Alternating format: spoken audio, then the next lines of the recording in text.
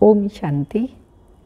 19 तारीख के बाबा के साकार अनमोल धारणा युक्त मधुर महावाक्य हैं जो बाबा ने कहा, बुद्धि योग सदा एक बाप से लगा रहे और साथ साथ ब्राह्मण जीवन में उन्नति करने के लिए बाबा ने पूछा कौन सी बात का बल चाहिए, क्योंकि जब तक कोई भी प्रकार का बल नहीं है तो कोई भी हम कार्य नहीं कर सकते। आत्मा में बल चाहिए। बाबा ने कहा जो ज्ञान रत्न मिलते हैं मैं दे रहा हूँ, उनका भी बल चाहिए, योग का भी बल चाहिए, धारणाओं का भी बल चाहिए, नियम का भी बल चाहिए। जो बाबा कायदे कानून सिखाता है, कहते भी हैं कायदे में फ़ायदा है। तो आत्मा जब तक शक्तिशाली नहीं है तो धारणा परमानेंट नहीं हो सकती। कभी कभी जब बाबा से सुनते हैं, सामने बैठे हैं तो बहुत अच्छे संकल्प आ रहे, ये भी करूँगा, वो भी करूँगा, सब कुछ करूँगा, लेकिन सुना बाहर गए फिर वैसे के वैसे ही बन गए। तो धारण करने के लिए भी बल चाहिए और वो बल है परमात्मा बल। सर्वशक्तिमान बाबा बच्चों को ऐसा मास्टर सर्वशक्तिमान बनाते हैं। तो सुनते हैं बाबा के महावाक्य, मीठे बच्चे कार्य व्यवहार करते बुद्धि योग एक बाप से लगा रहे, यही है सच्ची यात्रा। इस यात्रा में कभी भी थकना नहीं है। क्वेश्चन है, ब्राह्मण जीवन में उन्नति के लिए किस बात का बल चाहिए? आंसर है अनेक आत्माओं की आशीर्वाद का बल भी उन्नति का साधन है, जिसको दुआएं कहते हैं। अगर हम बाबा के आज्ञाकारी हैं तो सर्व आत्माओं का ऑटोमेटिकली बल मिलता है। जितना अनेकों का कल्याण करेंगे, जो ज्ञान रतन से मिले हैं, जो ज्ञान रतन बाबा से मिले हैं, उसका दान करेंगे तो भी बल मिलेगा, उतना अनेक आत्माओं की आशीर्वाद मिलेगी। बाबा बच्चों को राय देते हैं, बच्चे पैसा है तो सेंटर खोलते जाओ, हॉस्पिटल कम यूनिवर्सिटी खोलो, उसमें जिसका भी कल्याण होगा उसकी आशीर्वाद मिलेगी, दुआएं मिलेंगी। और दुआएं सबसे बड़ा खजाना है। इन दुआओं से भी, आशीर्वाद से भी हम आगे बढ़ते जाएंगे। गीत के बोल हैं, रात के राही थक मत जाना, सुबह की मंजिल दूर नहीं, थकना वीरों का दस्तूर नहीं। ओम शांति। गीत का अर्थ तो बच्चों को आपे ही बुद्धि में आना चाहिए। अभी हम सब हैं रूहानी राही। भगवान बाप के पास आत्माओं को जाना है। ऐसे नहीं कहेंगे कि जीव आत्माओं को जाना है। जीव आत्माओं को शरीर छोड़कर वापस जाना है। मनुष्य मरते हैं तो कहते हैं फलाना बैकुंठवासी हुआ, परंतु तुम जानते हो अच्छे व बुरे संस्कारों अनुसार पुनर्जन्म लेना पड़ता है। बुरे संस्कारों के कारण तुम्हारे सिर पर पापों का बोझा चढ़ा हुआ है, चाहे इस जन्म का व जन्मांतर का चढ़ा हुआ है। वह अब हमको बाबा बता रहे हैं, तुमको योग बल से भस्म करना है, बाप को याद करना है। इसको ही योग अग्नि कहा जाता है। जिस योग अग्नि से विकारों को, पापों को हम भस्म करते हैं। काम चिता पर बैठने से पापात्मा बनते हैं और इस योग अग्नि से फिर चढ़े हुए पाप भस्म होते हैं। तो ब्राह्मण बच्चे जानते हैं हम हैं कौन? राही। ग्रस्त व्यवहार में रहते, धंधा आदि करते, हमारा बुद्धि योग बाप के साथ है तो जैसे कि हम यात्रा पर हैं। इसमें थकना नहीं है, बहुत पुरुषार्थ चाहिए। ज्ञान तो बहुत सहज है। प्राचीन भारत के योग की बहुत महिमा है, परंतु वह गीता सुनाने वाले कभी भी ऐसा नहीं कहते शिव बाबा ने योग सिखाया। हाँ, ऐसा कभी नहीं कहते। गीता में दिखाया है एक अर्जुन को बैठ कृष्ण सुनाते हैं, ऐसी तो बात है नहीं। यह तो मनुष्य से देवता बनना है और पांडव सेना है जरूर। पांडव की सेना को ही नॉलेज मिलती है और पांडव पति ही देते हैं। शिव बाबा पांडव पति, हम सब ब्राह्मण हैं पांडव, जिसको पांडव पति ये नॉलेज दे रहे हैं। मनुष्यों को कुछ भी पता नहीं है। आगे चलकर बहुत लोग कहेंगे बरोबर गीता के भगवान ने 5000 वर्ष पहले ज्ञान दिया था, परंतु यह पता नहीं है कि किसने दिया था। कल्प की आयु का भी पता नहीं है। अपनी अपनी मत देते रहते हैं। गांधी गीता, टैगोर गीता, कितनी गीताएं लिखी हैं, तमिल गीता, फलानी गीता। अंदर में नाम यही डालते हैं कृष्ण भगवानो वाच्य अर्जुन प्रति। पर अर्जुन कौन? ओटे सो अर्जुन, ज्ञान को अंजन करने वाला अर्जुन। तो अर्जुन कोई एक नहीं था। जो ज्ञान को सुनते हैं, धारण करते हैं, सब अर्जुन हैं। लड़ाई भी दिखाते हैं, परंतु लड़ाई की बात ही नहीं। यहाँ तुम्हारी है योग बल की बात, लड़ाई की बात नहीं है। योग बल से हम विकारों को जीतते हैं, 5 विकारों पर विजय प्राप्त करते हैं। उन्होंने नाम लगा दिया लड़ाई का। जैसे चंद्रवंशी राम को बाण आदि दिए हैं, वास्तव में ज्ञान बाण की बात है। वह नापास हुआ, इसलिए निशानी दे दी है। तो त्रेता युगी राम सीता का भी चित्र देना पड़े। निराकार राम शिव बाबा और त्रेता युगी राम और सीता, उसका चित्र देना पड़े। घराने होते हैं ना, सूर्यवंशी घराना, और त्रेता का है चंद्रवंशी घराना। सूर्यवंशी घराना, चंद्रवंशी घराना। गीता में तो ऐसी बात लिखी हुई नहीं है कि भगवान ने गीता सुनाकर सूर्यवंशी चंद्रवंशी राजधानी स्थापन की। अपने को देवी देवता धर्म का कह नहीं सकते, क्योंकि अपवित्र हैं और देवताएं पवित्र होते हैं, निर्विकारी होते हैं। यह जो कहते हैं झूठी माया, झूठी काया, झूठा सब संसार आदि, सो बिल्कुल ठीक है। सारी दुनिया झूठी है ना, काया भी झूठी, माया भी झूठी, सारा संसार झूठा। झूठ खंड में झूठे ही रहेंगे, सच खंड में सच है। सच खंड स्थापन करने वाला सच बतलाते हैं। सत्यम शिवम सुंदरम, सच्चा शिव बाबा सब सत्य बतलाते हैं। भारत जो पूज्य था वही अब पुजारी बन गया। पूज्य जो होकर के गए हैं उन्हों की पूजा कर रहे हैं।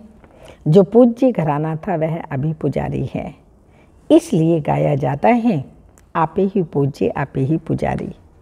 पूज्य डिनाइस्टी थी, अभी कलयुग में है पुजारी। शूद्र डिनाइस्टी, सूर्य वंशी कुल, चंद्रवंशी कुल। तुम बच्चों को समझाना है कि भारत ऐसा था।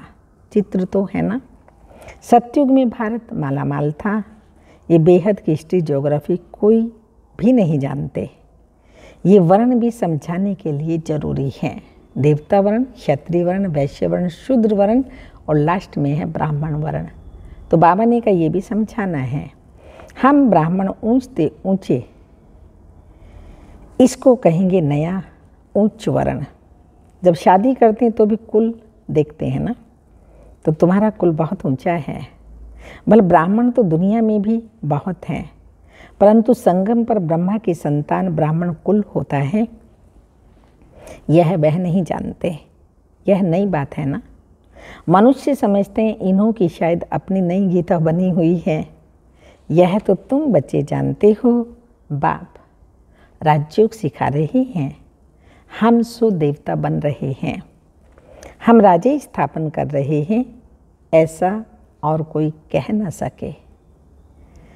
वे तो जो पास्ट हो गए हैं उन्हों की कथाएं बैठ सुनाते हैं।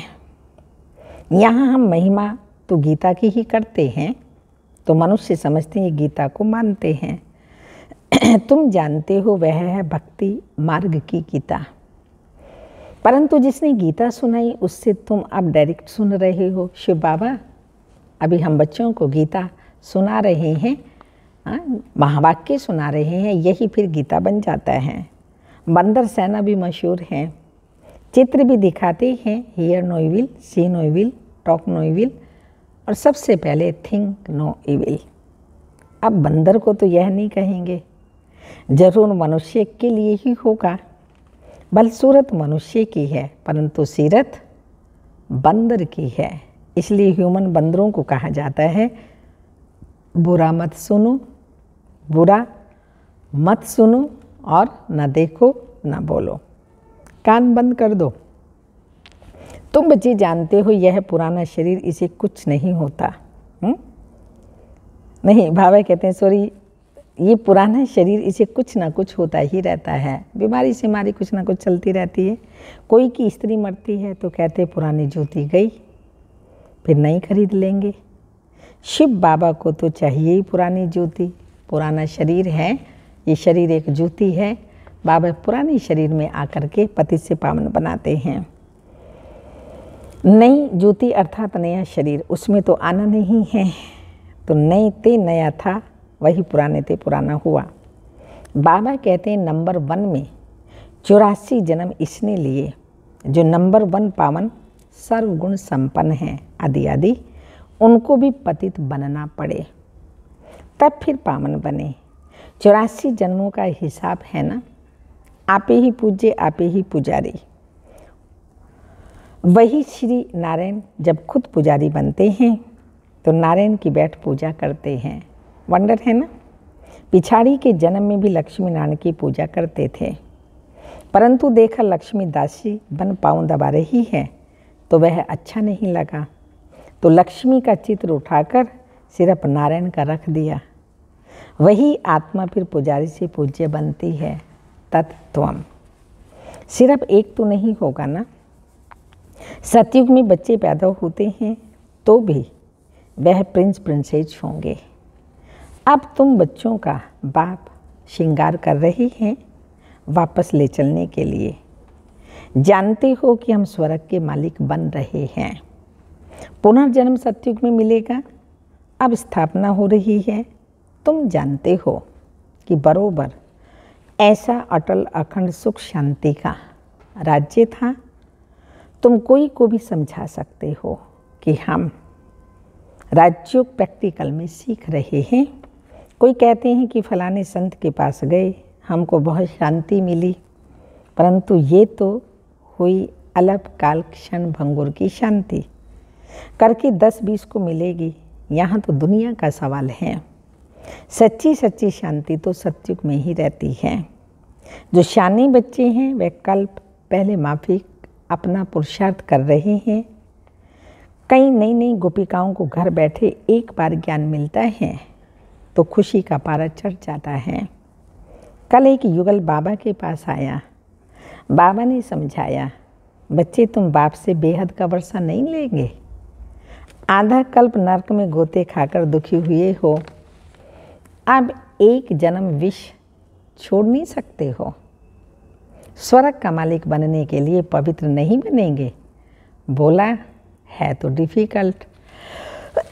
बाबा ने कहा काम चिता पर बैठने से के लिए सन्यासी ब्राह्मण ने तुम्हारा हथियाला, हाँ, काम चिता पर बैठने के लिए जिस्मानी ब्राह्मण ने तुम्हारा हथियाला बांधा। शादी करते हैं ऐसे करते हैं ना।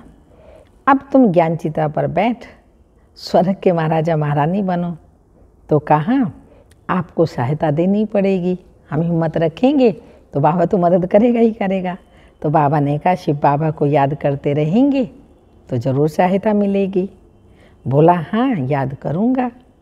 झट बाप से हथियाला बांधा, अंगूठी भी पहनी।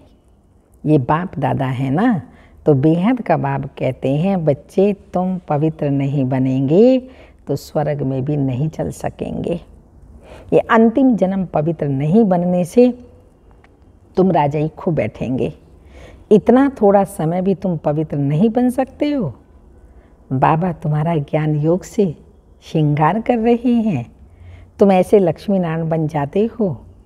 अगर बाप का नहीं माना तो समझेंगे इन जैसा महामूर्ख दुनिया में कोई नहीं। एक होते हैं हद के मूर्ख, दूसरे होते हैं बेहद के मूर्ख। यहाँ पर ऐसे नहीं बैठ सकते जो वायुमंडल को खराब करें। हंस मंडली में मिलेच बैठ ना सकें। बाप कितना श्रृंगार कर लक्ष्मी नारायण बनाते हैं और फिर माया बिल्कुल कंगाल बर्थ नॉट पेनी बना देती है। भले कोई के पास 50 करोड़ हैं तो भी वर्थ नॉट पेनी है, क्योंकि यह सब तो भस्म होना है, साथ में तो सच्ची कमाई ही चलेगी। बाबा राय देते हैं बच्चे सेंटर खोलते जाओ, मनुष्यों का बैठ श्रृंगार करो, परंतु यूनिवर्सिटी कम हॉस्पिटल खोलने वाला भी अच्छा हो। जो किसी को समझा सके या दूसरे को खोल कर दे तो वह बैठ समझाए, तो उनके आशीर्वाद से भरपूर हो जाएंगे। पल तो मिलता है ना, 21 जन्मों के लिए फायदा है। ऐसा कोई होगा जो बाप की श्रीमत पर ना चले? कदम कदम पर बाप की श्रीमत पर चलना चाहिए। विघ्न तो पड़ेंगे, बांधेली गोपिकाओं पर कितने सितम होते हैं, इसमें निर्भय होना होता है। बाप की महिमा है निर्भय निर्वैर आदि आदि। हमारा कोई से वैर नहीं। बाप श्रृंगार कराते हैं तो उनकी सर्विस स्वीकार करनी चाहिए। बाबा हमारी सर्विस पर है, श्रृंगार कर रहे हैं तो हमें स्वीकार करनी चाहिए। बाबा क्यों नहीं हम आपकी श्रीमत चलेंगे? हमारा तो इसमें बहुत कल्याण है। हमारे पीछे बच्चों आदि का कल्याण है। हर एक को सच्ची यात्रा पर चलने का रास्ता बताना है। झगड़ा होगा, अबलाओं को सहन करना पड़ता है। नहीं मानते हैं तो समझो हमारे कुल का नहीं है। मेहनत करनी पड़ती है। कहाँ से हमारे कुल का निकल पड़े, फिर भल प्रजा लायक भी बने, औरों को भी प्रजा लायक बनावे, यह भी अच्छा है। प्रजा भी तो बननी है ना। मनुष्य से देवता बनाना ये कार्य बाप के सिवाय और कोई कर नहीं सकता। तुम ब्राह्मण हो ऊंच ते ऊंच, वह है नीच ते नीच। तुम हंस वह बगुले, तो जरूर झगड़ा होगा, अत्याचार होंगे। माया रावण ने सबको बर्बाद कर दिया है। बाप आकर आबाद करते हैं, सालमेंट बनाते हैं। पिछाड़ी में बादशाही तुम्हारी होगी। लड़ाई के बाद भारत मालामाल बनता है। वह तो जानते ही नहीं कि इस महाभारी लड़ाई के बाद ही भारत स्वर्ग बनता है। अब बच्चों को बहुत अच्छा पुरुषार्थ करना है भाषण की। हाँ, बहुत अच्छा पुरुषार्थ करना है। भाषण भी रिफाइन करना चाहिए। शंख ध्वनि करनी है, नहीं तो कहेंगे इनके पास शंख नहीं है। भल कमल फूल समान है, चक्र भी है, परंतु शंख नहीं है।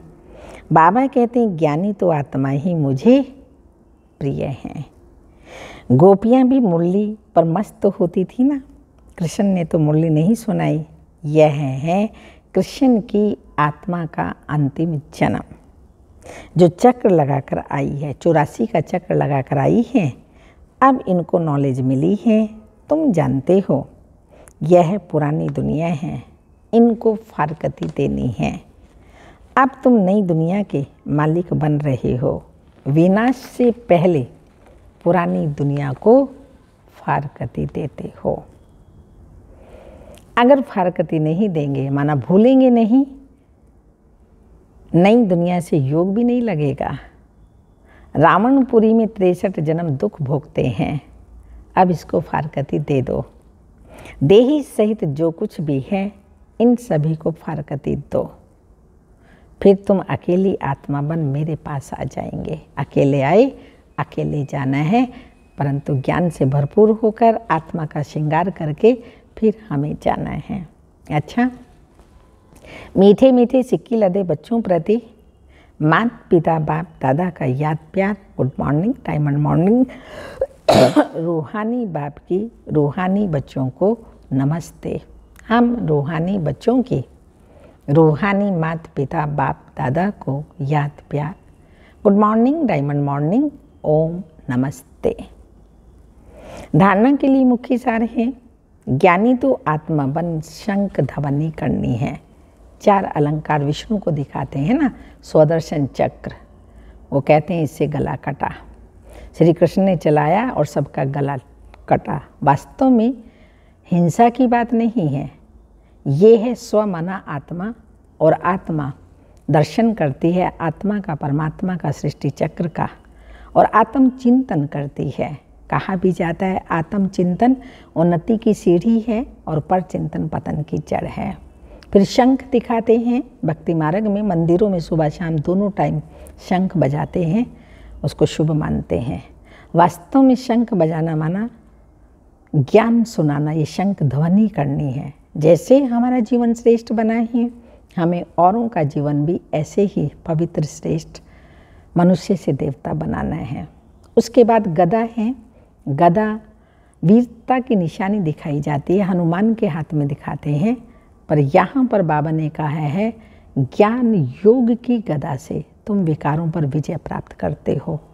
तुम ही वास्तव में सच्चे सच्चे महावीर हो।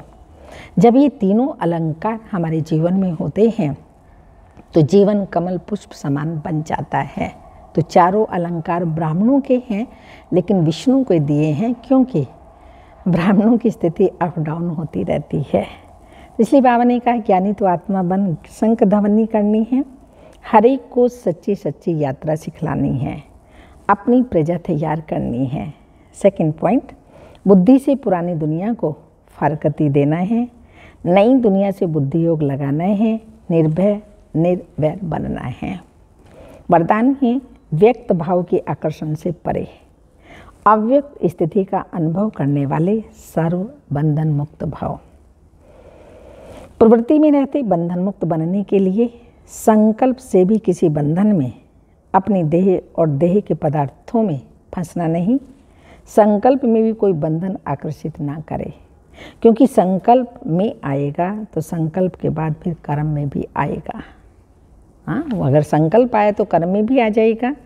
इसलिए व्यक्त भाव से में आते भी व्यक्त भाव के आकर्षण में नहीं आना, तब ही न्यारी और प्यारी अव्यक्त स्थिति का अनुभव कर सकेंगे। स्लोगन, बाप के सहारे का अनुभव करना है तो हद के किनारों का सहारा छोड़ दो। लवलीन स्थिति का अनुभव करने के लिए पॉइंट है परमात्म प्यार में सदा लवलीन खोए हुए रहो तो चेहरे की झलक और फलक अनुभूति की किरणें इतनी शक्तिशाली होंगी जो कोई भी समस्या समीप आना तो दूर, लेकिन आंख उठा करके भी नहीं देख सकती। किसी भी प्रकार की मेहनत अनुभव नहीं होगी। अच्छा, ओम शांति।